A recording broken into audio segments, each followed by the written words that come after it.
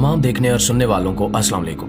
नाज़रीन, तारीख़ इंसानी के मुताले से पता चलता है कि इस कायनात में 4 ऐसे बादशाह गुजरे हैं जिनको पूरी दुनिया की हुक्मरानी और बेपनाह ताकत अता की गई। इन 4 में से 2 मुसलमान बादशाह हजरत ज़ुल्क़रनैन अलैहिस्सलाम और हजरत सुलेमान अलैहिस्सलाम थे और 2 काफिर बादशाह नमरूद और बख्तनसर थे। इन चारों बादशाहों में से नमरूद एक ऐसा बादशाह था जिसकी जिंदगी का आगाज भी अनोखा था और इसका अंजाम भी अनोखा था।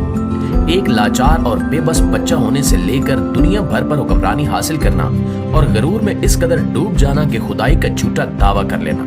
नमरूद की जिंदगी का वाकया इतना इबरतनाक है कि सुनने वालों के दिल दहल जाते हैं और खुदा की किबरियाई पर यकीन और भी पुख्ता हो जाता है। दोस्तों, वो नमरूद ही था कि जिसकी परवरिश का इंतजाम खुद अल्लाह ताला ने किया और बड़ा होने पर इसे पूरी दुनिया की हुक्मरानी अता की। लेकिन नमरूद ने खुदाई का झूठा दावा किया और अल्लाह ताला की जात को जंग के लिए ललकारा। हजरत इब्राहीम अलैहिस्सलाम को आग में डाला और जब नमरूद ने अल्लाह ताला को अपने साथ जंग करने के लिए ललकारा तो किस तरह अल्लाह ताला ने नमरूद के साथ जंग की और एक मामूली और हकीर से कीड़े ने किस तरह नमरूद की पूरी फौज का खात्मा किया और खुद इसे इबरतनाक मौत अता हुई। नमरूद के बारे में कई रिवायात में आता है कि ये एक ऐसा बच्चा था जिसे पाने के लिए इसकी माँ ने जिना जैसा एक निहायत शर्मनाक रास्ता इख्तियार किया और यही वजह है कि इसके वालिद के बारे में कोई नहीं जानता। तारीख में एक रिवायत बयान हुई है कि एक मरतबा अल्लाह ताला ने हजरत इज़राइल अलैहिस्सलाम से पूछा कि इतनी मखलूक की रूह कब्ज करते हुए क्या कभी ऐसा हुआ कि किसी इंसान की रूह कब्ज करते हुए आपको बहुत ज्यादा दुख हुआ हो?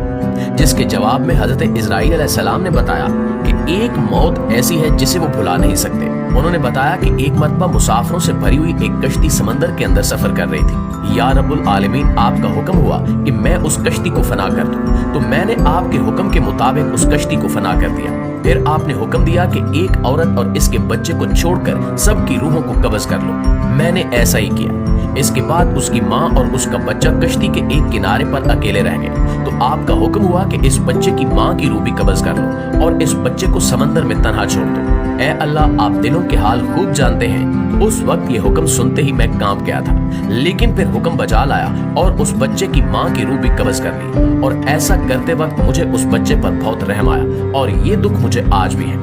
मलकुल मौत हजरत इज़राइल अलैहिस्सलाम की ये बात सुनकर अल्लाह ताला ने फरमाया कि ऐ इज़राइल, क्या आप जानते हैं कि वो बच्चा अब कहाँ पर है और हमने उस बच्चे की परवरिश कैसे की? तो हजरत मालिकुल मौत अलैहिस्सलाम अल्लाह ताला की बारगाह में सजदे में गिर गए और जवाब नफी में था। इस पर अल्लाह ताला ने हजरत इज़राइल अलैहिस्सलाम को बताया कि जब उन्होंने उस बच्चे की माँ की रूह को कब्ज किया और उस बच्चे को बीच समंदर में तख्ते पर अकेला छोड़ दिया, तो अल्लाह के हुक्म से समंदर की लहरों ने इस बच्चे को सही सलामत समंदर के किनारे एक जजीरे पर पहुंचा दिया। जजीरे पर सही सलामत पहुंचने के बाद वहां उस बच्चे की खसूसी परवरिश का इंतजाम हुआ। अल्लाह ताला ने तरह तरह के परिंदों को हुक्म दिया कि वो इस बच्चे के पास आकर रहें, चहचहाएं और फूल इसका बिस्तर बन गए और बादलों ने उस पर साया कर लिया। सूरज और तेज हवा को हुक्म हुआ कि वो इस बच्चे को नुकसान ना पहुंचाए। इस दौरान वहाँ एक भेड़िए ने अपने बच्चों को जन्म दिया, तो अल्लाह ताला ने उस भेड़िए की ये ड्यूटी लगाई कि वो अपने बच्चों के साथ इस बच्चे को भी दूध पिलाए।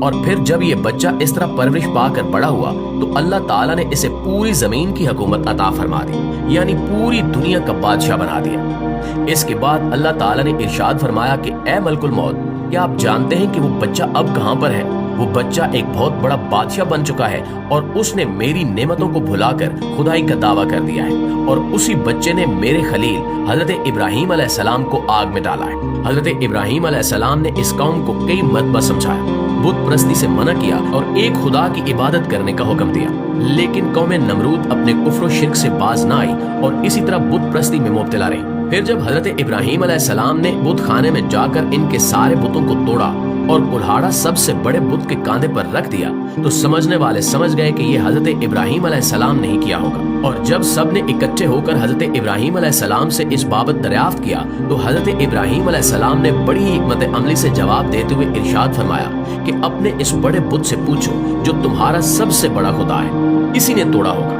अगर ये तुम्हारा सबसे बड़ा और सच्चा खुदा है तो ये तुम्हें जरूर बताएगा। चुनांचे नमरूदी हजरत इब्राहीम अलैहिस्सलाम की ये बात सुनकर लाजवाब हो गए।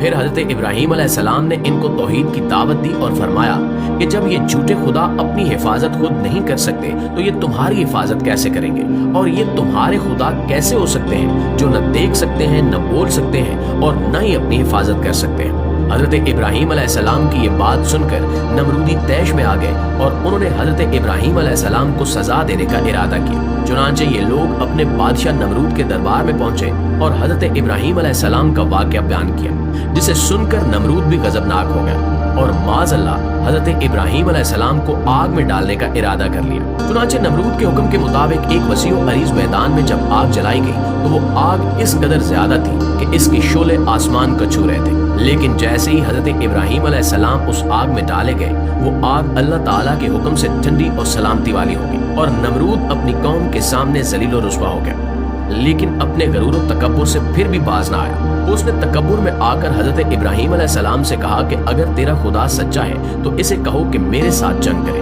جیسے ہی نمرود نے یہ بات کی تو حضرت جبرائیل علیہ السلام فوراً اللہ کے حکم سے حضرت ابراہیم علیہ السلام کی بارگاہ میں پہنچے اور عرض کی کہ اللہ تعالیٰ کا لشکر جنگ کے لیے تیار ہے۔ حضرت جبرائیل علیہ السلام کی یہ بات سن کر حضرت ابراہیم علیہ السلام نے نمرود سے کہا کہ اللہ کا لشکر جنگ کے لیے تیار ہے۔ نمرود یہ بات سن کر حضرت ابراہیم علیہ السلام سے کہنے لگا کہ مجھے 3 دن کی مہلت دی جائے تاکہ میں جنگ کی تیاری کر سکوں۔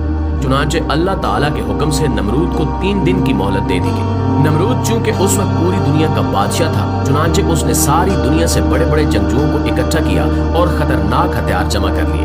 ان 3 دنوں کے اندر جب نمرود نے پوری دنیا سے ایک بہت بڑی فوج کو جمع کر لیا اور اپنی تیاری مکمل کر لی تو وہ حضرت ابراہیم علیہ السلام کو غرور اور تکبر کے ساتھ للکارنے لگا اور کہنے لگا کہ میرا لشکر جنگ کے لیے تیار ہے، اپنے رب سے کہو کہ اپنا لشکر بھیجے اور میرے ساتھ جنگ کرے۔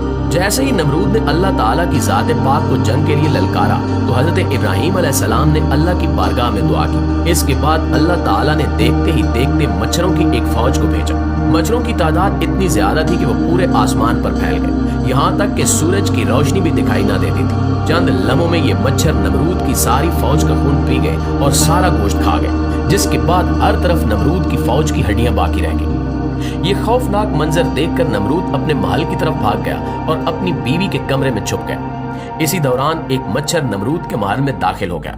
نمرود اس مچھر کو دیکھ کر اپنی بیوی سے کہنے لگا کہ یہ وہ مخلوق ہے جس نے میری فوج کو تباہ و برباد کر دیا ہے۔ نمرود ابھی یہ گفتگو کر ہی رہا تھا کہ وہ مچھر اس کے ناک میں داخل ہو گیا اور اس کے دماغ میں جا کر بیٹھ گیا اور اس کے دماغ کو چاٹنے لگا۔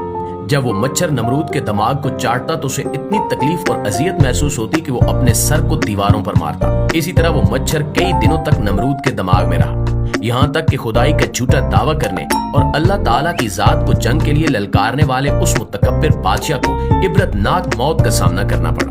ناظرین، اللہ تعالیٰ نے پوری دنیا پر حکومت کرنے والے سب سے بڑے بادشاہ کو ایک حقیر سے کیڑے مچھر کے ہاتھوں قتل کروایا اور اسے پوری دنیا کے لیے عبرت کا نشان بنا دیا۔